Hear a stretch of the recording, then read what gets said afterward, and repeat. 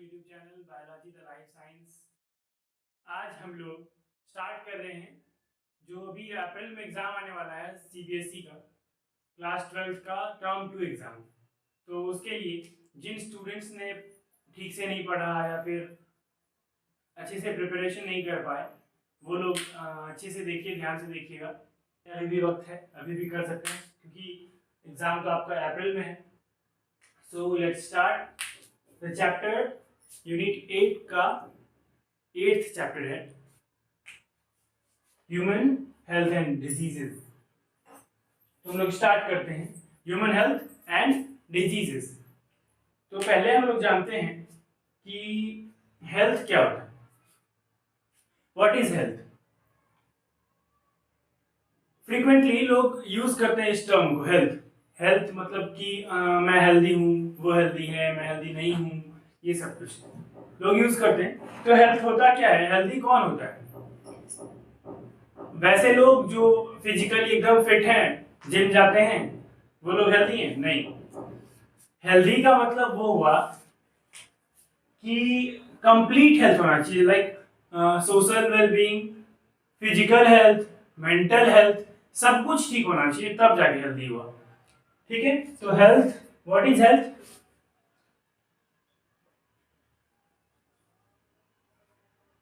Health can be defined as the person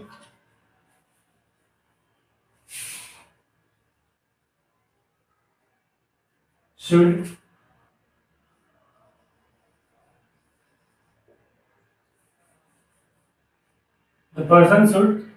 completely fit, not only physical point of view. It may be, it should be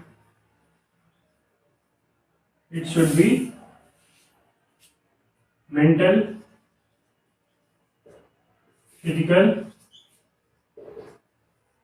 and social well-being। तो health क्या होता है, समझ में आया? Health मतलब physical, mental और social, तीनों हेल्थ इंसान का अगर ठीक है तो वो इंसान हेल्दी है, अदरवाइज वो अनहेल्दी है। ठीक है, तो अब देखते हैं कि जो हेल्थ है वो अफेक्ट किस किस कारण से होता है, क्या क्या वजह है जिससे हेल्थ अफेक्ट होता है हमारा। तो 3 कारण है। There are 3 main factors by which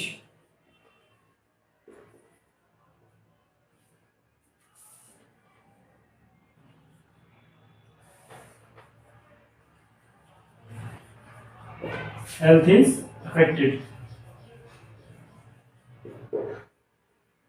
पहला है जेनेटिक फैक्टर।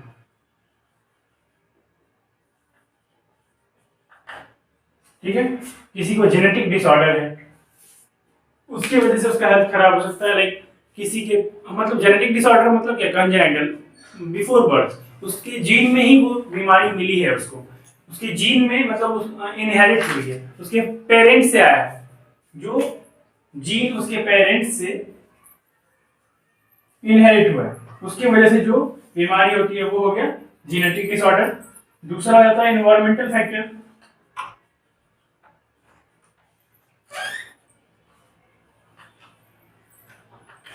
एनवायरमेंटल फैक्टर क्या होता है कि जैसे कि इन्फेक्शन हो गया, किसी को इन्फेक्शन है, किसी को ट्यूबरकुलोसिस है, उससे हमको इन्फेक्शन हो गया।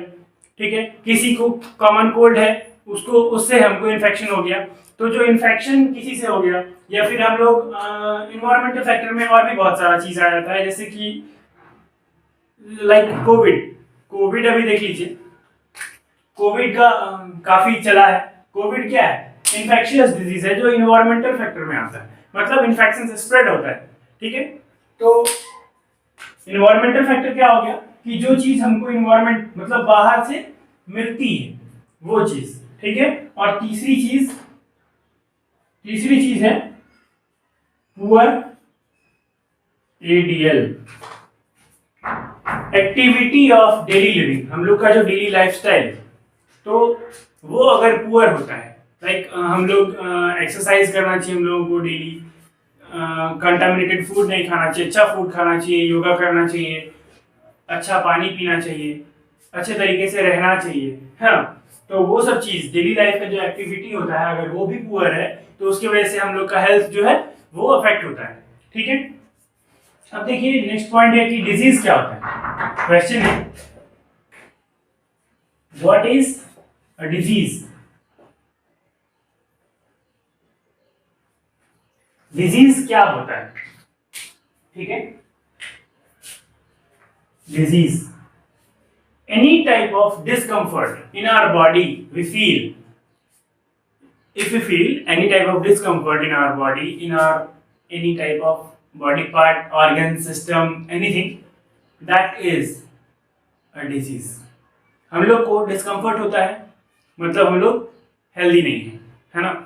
तो अब हम लोग डिस्कम्फर्ट होता है, क्यों होता है, कैसे होता है, वो सब कुछ देखते हैं। डिजीज का प्रॉपर एक डेफिनेशन जान लेते हैं। What is disease? तो disease is any type of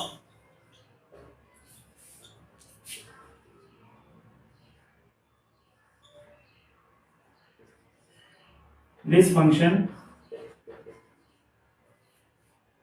any type of dysfunction in one or more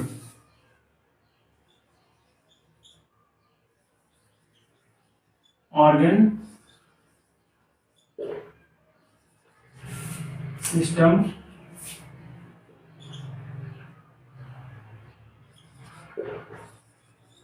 in our body, any type of dysfunction in one or more organ systems in our body with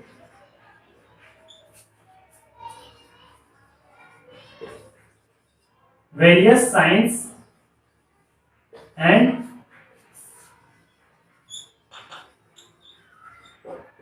symptoms. ठीक है, any type of dysfunction in our organ systems, हमारे body में जो organ systems हैं उनमें अगर किसी तरह का डिस्कम्फर्ट होता है, डिसफंक्शन होता है, उसका फंक्शन डिस्टर्ब होता है।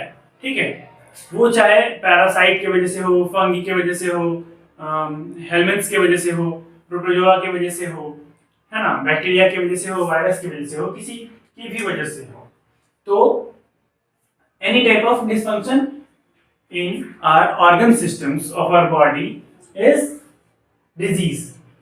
लेकिन साथ में क्या होता है ना कि डिजीज जो है, जब भी डिजीज हमको होगा तो साथ में सिम्टम्स और साइन तो देता है। सिम्टम्स वो होते हैं जो हम लोग देख सकते हैं, हम लोग फील कर सकते हैं कि हम लोग को क्या हो रहा है। सिम्टम्स लाइक अगर किसी को कॉमन कोल्ड होता है तो क्या करेगा, छींकेगा, खांसेगा, है ना।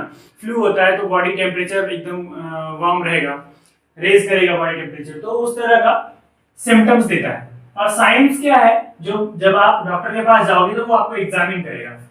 He will assess, he or she will assess that what is the defect in your body, which type of disease happened in your body, that is sign. Okay, sign assessed by doctor and symptoms you will feel.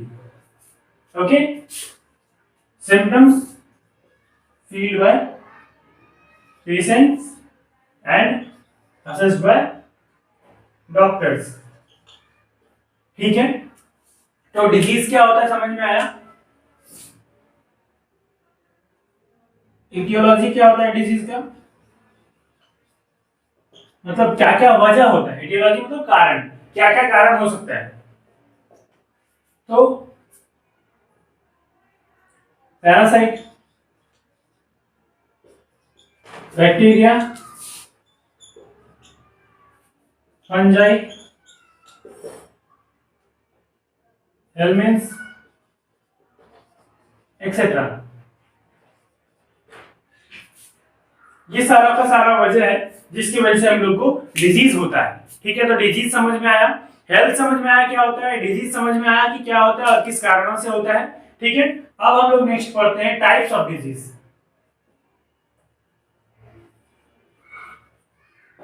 Classify diseases. Okay, तो classify करते हैं। ठीक है, disease कितने types के होते हैं? तो डिजीज जो है सबसे पहले बेसिकली वो टाइप का होता है। पहला है कॉन्जेनाइटल। कॉन्जेनाइटल मतलब जेनेटिक फैक्टर।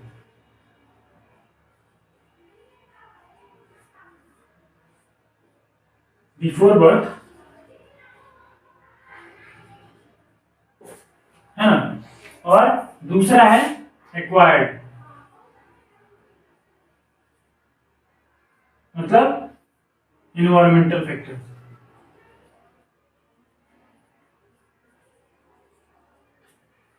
है ना, पहला है कॉन्जेनाइटल, दूसरा है एक्वायर्ड। आप एनसीईआरटी में जाएंगे तो आपको दो चीज दिखा देगा, इन्फेक्शियस, नॉन इन्फेक्शियस। तो हम लोग को थोड़ा अच्छे से पढ़ना है। ठीक है, तो पहला है congenital and second thing is acquired.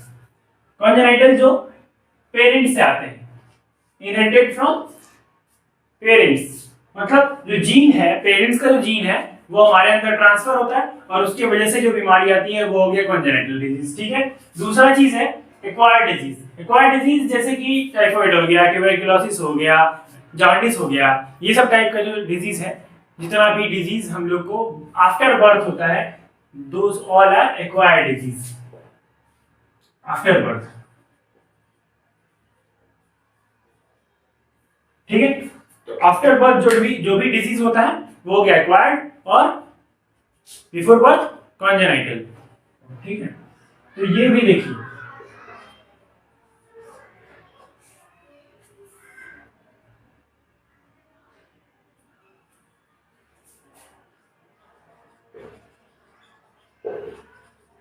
Communicable,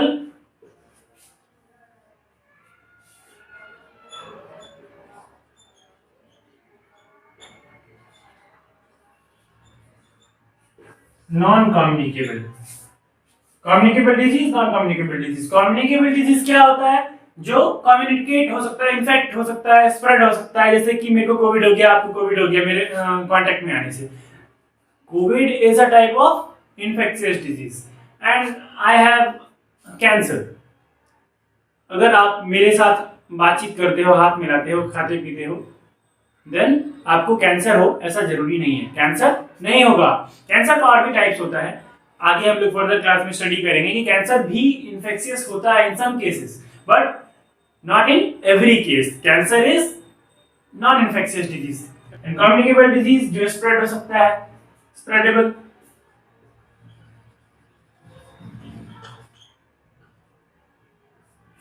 non स्प्रेडेबल,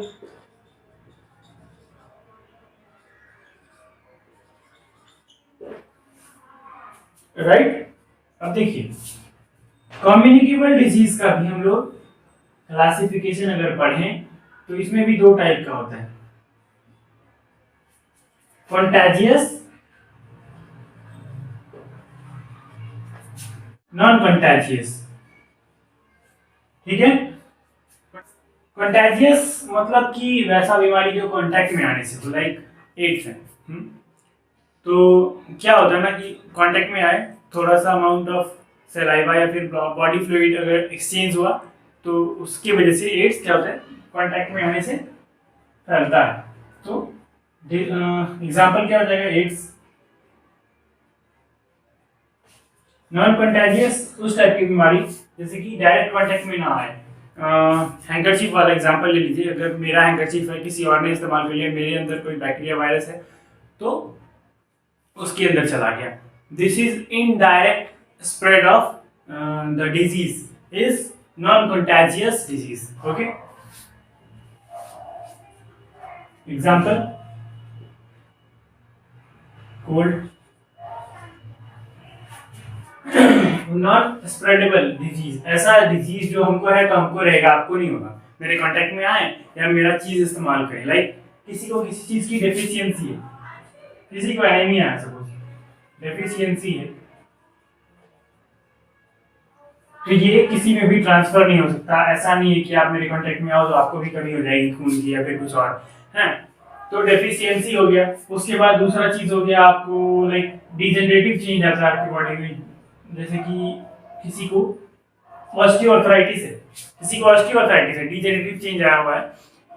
osteoarthritis is a disease in which your meniscus is injured.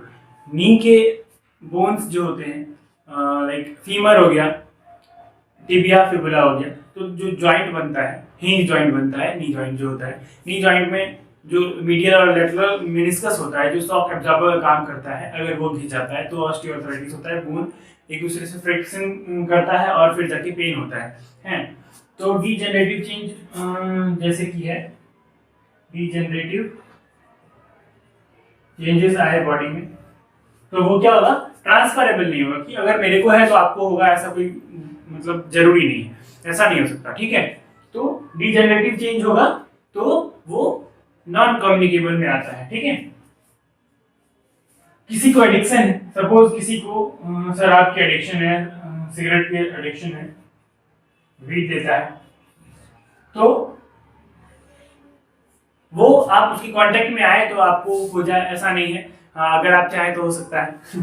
तो एडिक्शन नॉन कम्युनिकेबल डिजीज में आता है। ऐसी बहुत सारी चीजें हैं जो नॉन कम्युनिकेबल डिजीज, लाइक किसी का मेंटल हेल्थ है, कोई पागल है, मतलब अगर हम उसके कांटेक्ट में आते हैं, हम उसके साथ खाते पीते हैं, तो मेंटल हेल्थ मेरा खराब नहीं हो सकता। Next thing is pathogens. Pathogen क्या होता है? Pathogens like those foreign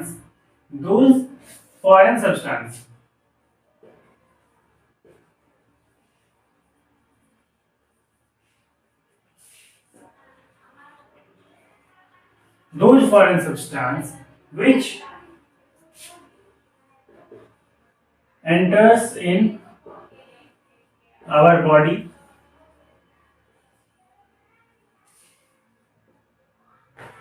to make a pathological changes.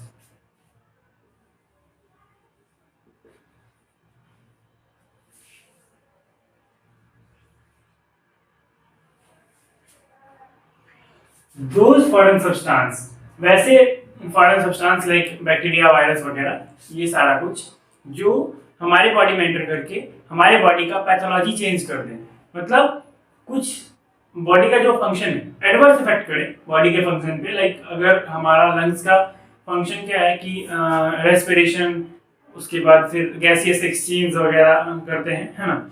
अगर हम लोगों को कॉमन कोल्ड हो जाए या एम्फाइजमा हो जाए या फिर इस टाइप का कोई भी बीमारी हो जाए, ब्रोंकाइटिस हो जाए, ब्रोंकिटिस हो जाए, तो हम लोगों को क्या होगा कि ब्रीदिंग में प्रॉब्लम होगा, शॉर्टनेस ऑफ ब्रीथ हो जाएगा, कफिंग होगा, है ना। तो ये सब टाइप का चीज जो चेंज होता है वो किसी बैक्टीरिया, वायरस, फंजाई, किसी पैरासाइट की वजह से अगर हमारे बॉडी में होता है, तो वो जो जिसकी वजह से वो चेंज हो रहा है, those are pathogens. Okay,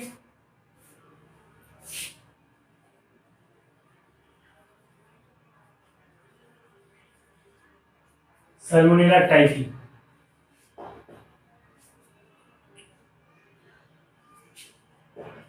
it is a bacteria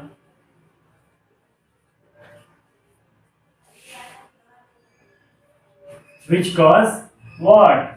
सब लोग जानते होंगे, typhoid, cause typhoid. It is a bacteria which cause typhoid by entering in our small intestine. सबसे पहले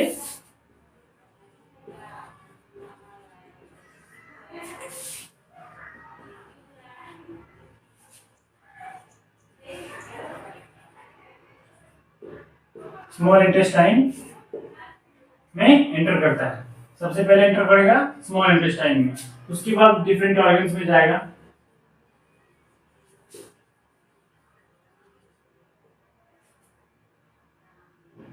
through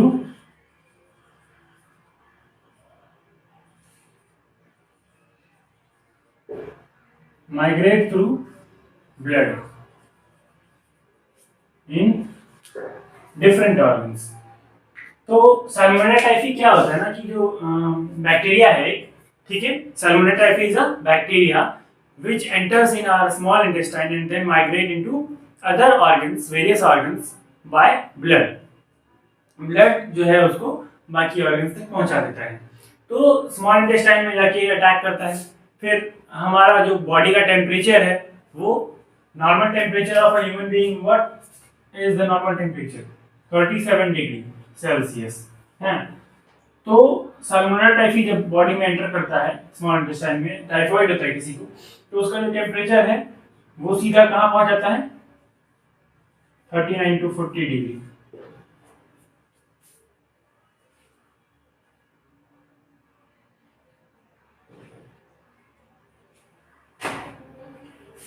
degree to 40 degree high fever. This is a high fever. तो typhoid में fever 39 to 40 degree sustain करता है, ठीक है। तो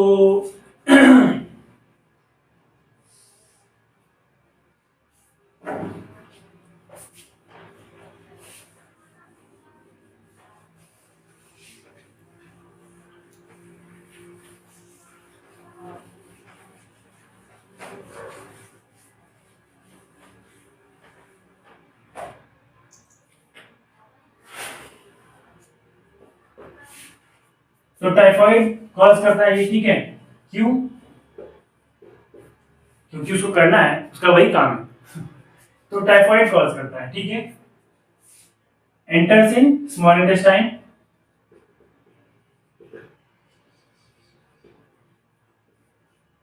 blood, various organs, ठीक है।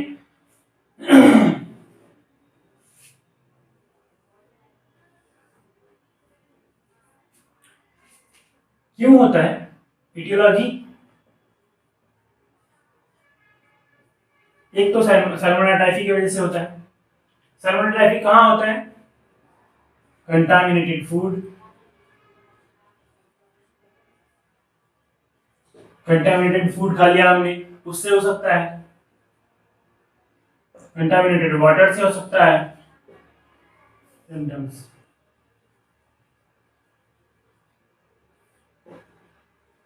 सिम्टम्स क्या होगा? तो हेडेक, स्टमक एक,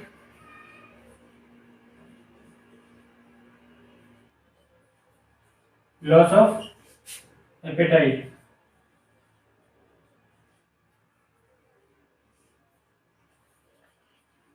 कॉन्स्टिपेशन,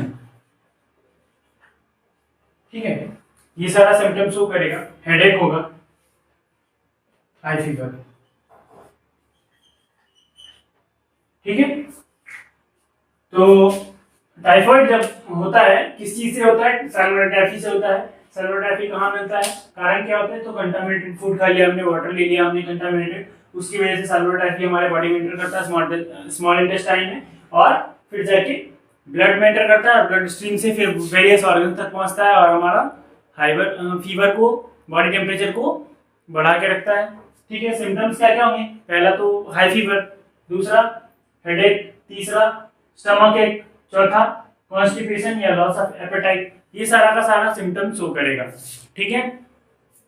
डायग्नोसिस में क्या मिलेगा? डायग्नोसिस कैसे करेंगे हम लोग टाइफॉइड का? तो हम लोग सबसे important Widal test is confirmatory test, ठीक है। विडाल टेस्ट से कंफर्म कर लेंगे कि टाइफॉइड है या नहीं, ओके। तो और भी डिजीजेस पढ़ेंगे गाइस हम लोग नेक्स्ट क्लास में। मलेरिया पढ़ना है, न्यूमोनिया पढ़ना है, और भी बहुत सारा डिजीज है जो इस चैप्टर में पढ़ना है हम लोग को, अच्छा अच्छा डिजीज है। तो अभी के लिए इतना ही, ठीक से ध्यान से समझ लीजिएगा चीज़ों को, जिन लोगों ने चैनल को सब्सक्राइब नहीं किया है प्लीज़ जाके सब्सक्राइब कर लीजिए, बेल आइकन दबाना मत भूलिएगा और लाइक शेयर कर दीजिए ताकि ज़्यादा से ज़्यादा स्टूडेंट्स देख सकें और आप लोग अच्छे से प्रिपेयर कीजिए। All the best for your exam term 2 for 12th class. ठीक है, फिर मिलते हैं नेक्स्ट क्लास में।